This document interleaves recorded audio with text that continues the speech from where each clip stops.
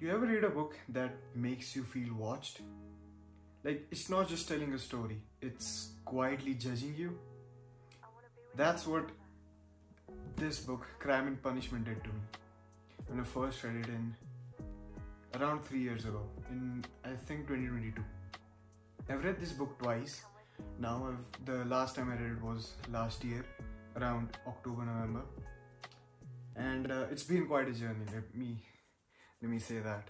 See, it's one of those books that just doesn't entertain you, but also makes you feel heard. It almost exposes you in a sense. So that's why, bro, you probably should read Crime and Punishment. See, when I first picked it up, I thought it was just another serious novel that people read to sound smart and wise and deep and intellectual. But this is the real deal, man. I'll tell you what. See, I've read this twice, and the most recent I've read this was a year ago, around this time, October, November of 2024. And let me tell you this. See, it's not real like in the real story kind of way, but it's real in the way it captures the chaos that goes inside everyone's head. So the story follows Raskolnikov, a dead broke student in St. Petersburg. He's smart, but he's miserable. Well, the two could be interlinked, but yeah, he's smart and he's miserable and he's dead broke.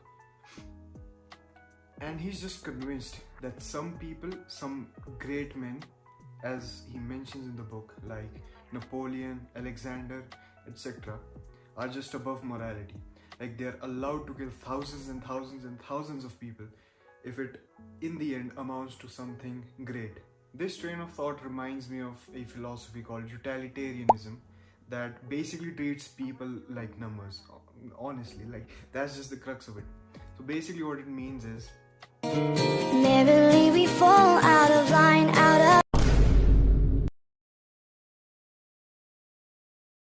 So that's the utilitarian approach. Basically, like, it basically treats people like numbers, statistics, and saying that 5 is greater than 1, stuff like that.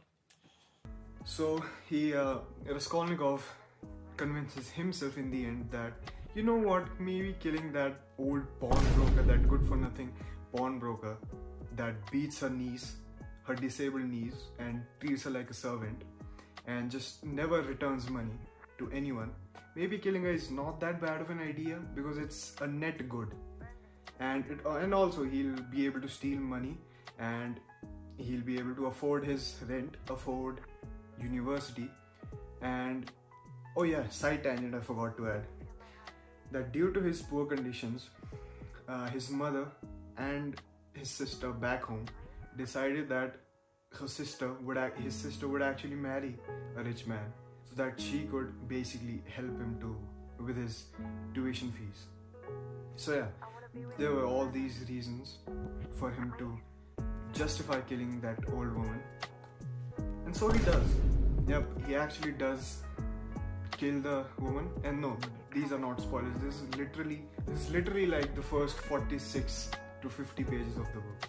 This is the plot. This is not a spoiler. This is not an ending. The rest of the book, this is an 800-page book, and in the first 50 pages, we're just exposed to a murder. The rest 750 pages, those are brutal. They basically deal with Raskolnikov grappling with what he has done, coming to realize what he has actually done, feeling the weight of it. You know what, that might be a spoiler what I was about to say, but I didn't. So it's basically him grappling with and realizing what he has done and the ongoing chaos inside of his mind. You see, he is constantly trying to prove that he was right, and page after page after page after page, you can feel it that his soul is breaking apart. See, reading this book sort of messed with me, and the reason I said in the intro of the video that it sort of exposes you is because Raskolnikov isn't just a fictional character. He is the embodiment of our conscience, the part of the mind that justifies us doing something wrong, and that could be as big as killing someone or as small as, for example, cheating on a diet, eating something unhealthy that you said, you promised yourself you wouldn't. Even that small, that is Raskolnikov, and the guilt that follows it, of course. You know that voice after doing that wrong thing that tells us, it's fine, you had no choice.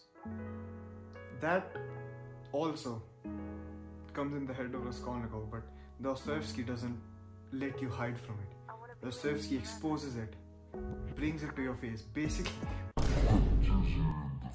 with that, with his thoughts, with his philosophy. You see, he drags it out, he drags that thought out and forces you to look at it until you cannot look at it anymore, basically.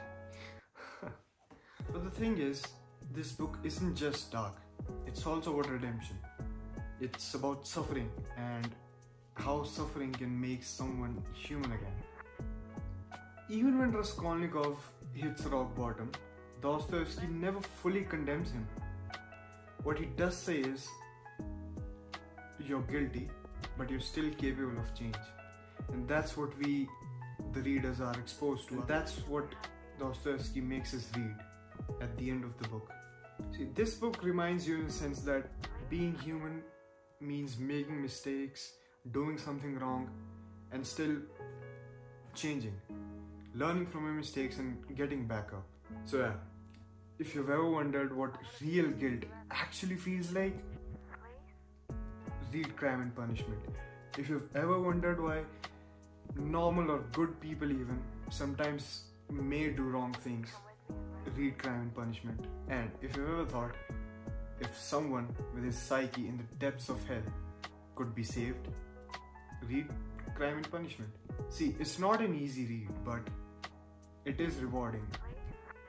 You will take something from this book when you finish it. And see, it's not one of those books that you read once and forget about it. This is something you reread multiple times, keep coming back to, highlight some points, highlight perhaps whole paragraphs, and keep revisiting them. There's a reason why this is considered one of the greatest books of all time.